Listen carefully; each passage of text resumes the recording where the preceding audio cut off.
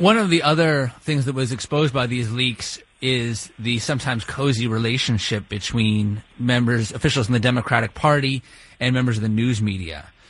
Can you tell us a little bit more about what you saw specifically on that issue out of these documents?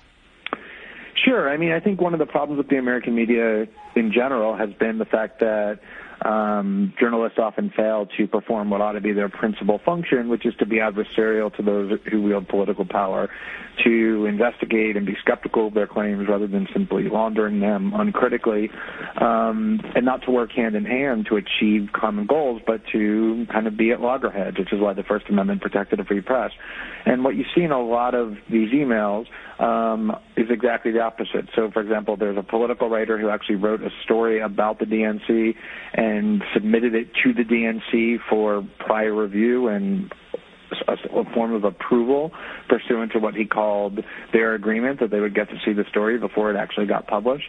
There's all kinds of plotting about how the DNC can disseminate anti-Sanders messaging and material to reporters who are favorably inclined to do that.